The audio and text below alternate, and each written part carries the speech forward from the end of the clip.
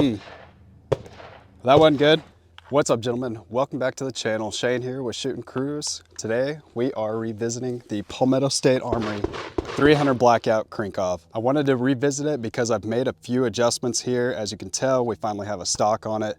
The last video was pretty lame because I filmed everything on my first outing with the Krink, and then I got home, checked my email, and my stamp was approved. So there was only like a couple segments with the stock on it. Otherwise, it just kind of looked stupid.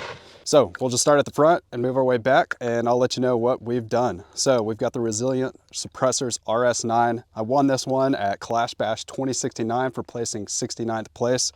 That was just after I got scammed $550 for a Delta Tech I was gonna use for my KP9. So I think God was watching out for me on that one, hooked me up with this RS9. It's been sweet so far. I run it on the KP9 and it's running well on this. For a mounting device, I've got a JMac 360. I don't know the exact nomenclature.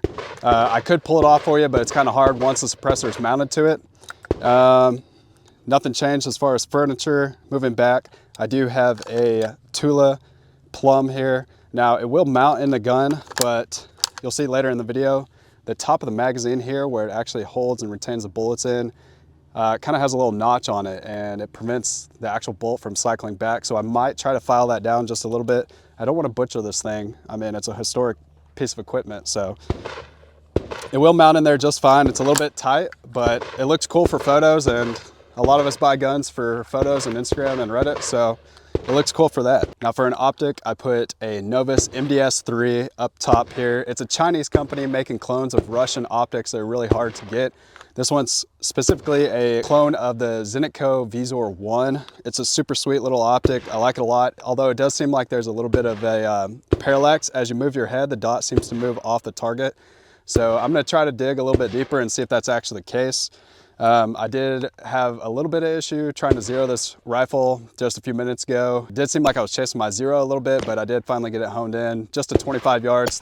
It's a short barreled 300 Blackout, so it doesn't need to go too far. I've been able to hit this steel plate behind me from about 100 meters, 100 yards, and it's done just fine. So that's pretty reliable.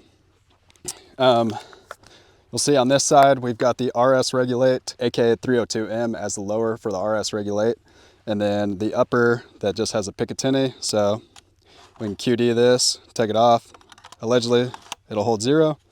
I think so, because RS Regulate's kind of gold standard for AK optic mounts. I've already been made fun of by one of my buddies for having a QD mount here and then a QD mount over on the optic itself. But hey, you never know. I think it looks cooler with this than the lower one. I'm probably gonna do a video later on the MDS3. I'm really impressed with it so far. I mean, the box comes with a ton of attachments, like 3 different risers, a canted mounting point and everything. So it's really nice that they do that for you. And then finally moving back, we just have a surplus triangle stock here. One of the things that's kind of interesting that people make fun of on these Palmetto Krinks is it has 2 set screws in the rear trunnion there. So that's definitely not clone correct. And then the rivets on the rear trunnion here, they're rounded, whereas original Krinks did have a flat rivet. Fact check me if I'm wrong, I'll admit that I'm wrong. But one of those was a flat rivet. I will say that PSA seems to have done justice for the most part, so I'm pretty happy with it so far. Today in the video, we're gonna be shooting AAC ammo, 150 grain for supers, and for subsonics, we got MagTech 200 grain. The 300 Blackout version of the Krink came out around October, just before Halloween. I picked it up, and it's already a special rifle for me. I was able to take down a buck this season. I shot it at like 90 yards without iron sights, and it was before I even had the thing zeroed. So pretty irresponsible on me in that regard, but it was a one-shot kill. The buck dropped right where it was, and I was happy to say that this thing was reliable in that sense. So the question most of you probably are waiting for is how reliable has this gun been? And I gotta say, being 100% honest, it's run flawlessly. Now, I only have about 300 rounds through it, both supers and subs, but not a single hiccup. Anyways, if you're new around here, please like, comment, and subscribe. I really appreciate it. Let's get some shooting done.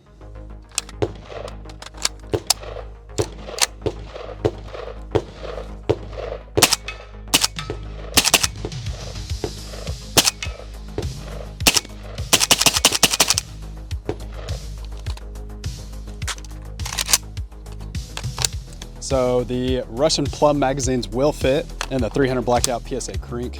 However, There's something here catching up on top of the magazine. Looks like it probably could be filed down just a little bit, but when the bullet's going back, it's catching this little lip right here. So I don't know how much we could file that down, because that's actually what's retaining the bullets in there without them flying out. So might try to figure that one out for the next video, and I'll let you guys know. But still looks pretty sweet in there nonetheless. Damn, somebody's got a machine gun.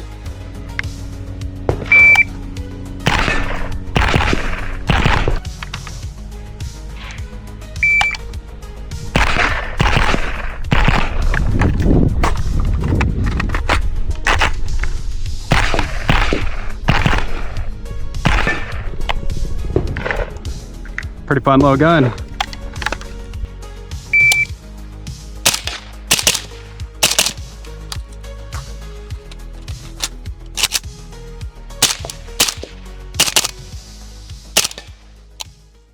right, so I want to show you guys the difference between the supers versus the subs. I'm going to fire 3 rounds of supers first on this left target, mag change, shoot this other target with 3 subs, and let's see what the difference sounds like.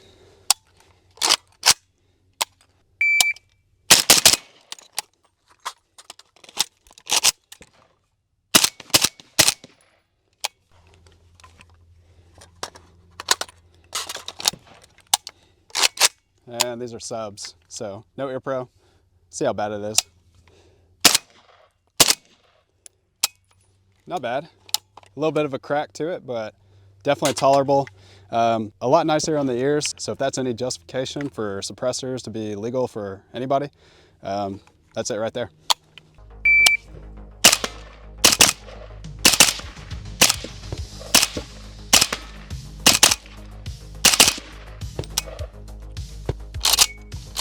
That action is really pretty smooth for Palmetto. Doesn't hang up very much. And, you know, if you really want to, you can take some polish to, this thing's caked up with carbon, I think. Right here at the top of the trigger, you can go and polish that thing down. That'll help basically with how much the bolt likes to stick up back there. Pretty normal thing with AKs for right around there for it to want to hang up, but pretty smooth. So this is a muzzle device. It's just a clone booster for a Krink, and it seems to do fine. One of the cool things about the 300 Blackout is that it will cycle subs with just a booster. You don't have to have a suppressor on it for it to work. So let's go ahead and prove that now.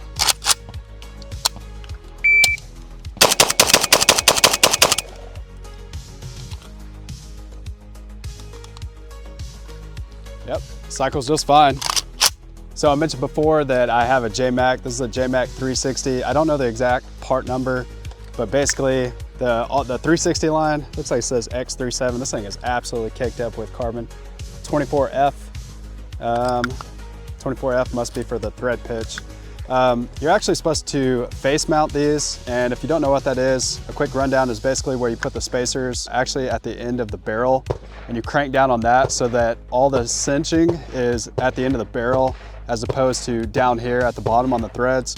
On AKs, a lot of AKs anyways, you have these detent pins here, and they say that because the pressure that detent is pushing back up on the muzzle device, it can make it not concentric, increases your risk for a baffle strike, but at this point, I just kind of send it, and it's working so far, but let's see how it runs just with the JMac.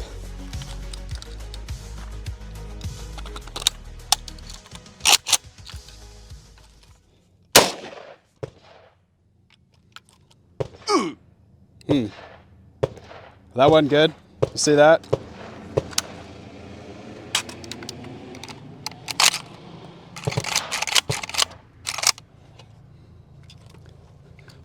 Casing looks fine. I don't know what that was about. I guess too much pressure coming out of the gun. I don't know. But we're not gonna keep sending it like that. We're gonna put our suppressor back on and check function. Nothing obvious damage-wise, but obviously a little bit concerning seeing that happen. So I'm not like a gunsmith or anything, but my assumption is that what happened is with that JMac device, with the 360 design, it just lets so much gas out that it wasn't able to cycle the action back to eject that round. I put the RS9 back on it, everything's snugged down, crank my hog down like this, and let's test it out. This is why you wear iPro.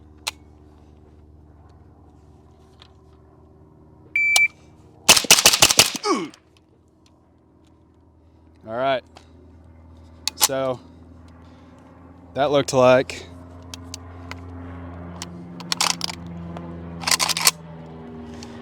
a little bit of a failure to feed there. So my assumption that is what's happening is that this thing's just getting so caked up with carbon that I probably need to clean it and lube it. Definitely a concerning thing. We've seen some unreliability with the 5.56 versions of the Krink from Palmetto State Armory. Hopefully this isn't kind of what's happening with those, but let's load these two up, finish them out. Mags are pretty caked up with carbon too. Now I haven't lubricated this gun at all, so that could be kind of on me as far as that. Action felt smooth.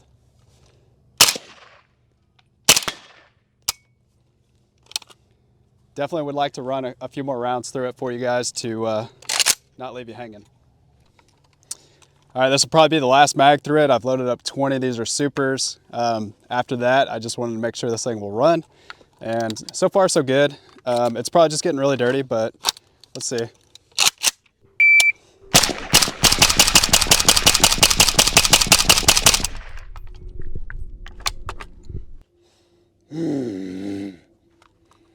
I love that. Well, I think it just needs to be cleaned. Like I said, bolt looks pretty good.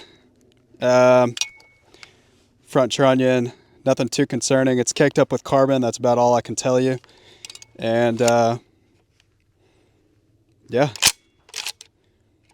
doesn't look like anything's too damaged. So a little concerning, but it'll be all right. Well guys, that's about all the time I have for today's video. I really appreciate you watching. Please like, comment, subscribe. I know I said it at the beginning of the video, but I just spent like $200 or $300 worth of ammo and range fee for you guys. We did have that 1 or 2 hiccups, so that could be concerning. Again, we're at around 300, 350 round count with the 300 Blackout Krink. We've done supers and subs, mainly supers, but some subs. Probably about 100, 150 of subs. So far, I am really impressed. I'm not too concerned yet. I think that the rifle is just absolutely caked up. I mentioned before, I haven't even lubed the thing. I've just come out and shot it and had fun. Had an absolute blast. For a range toy, this thing is definitely worth the money. It's about $900 before tax, or if you get the stock set, then you gotta wait for it, but that one runs about $1,100, $1,200. So I would say the Krink is a great gun. The Palmetto State Armory Krink is a great gun. It's really fun to shoot, and it just kind of makes a good little truck gun too. I don't know if there's concerns for using it for actual self-defense situation. I keep it near my bed at night with subs and suppressed. That way I don't blow my family's ears out if I ever had to use it inside our house. So there's that for you. But anyways, stick around for the next video. See you guys later. Ding, ding.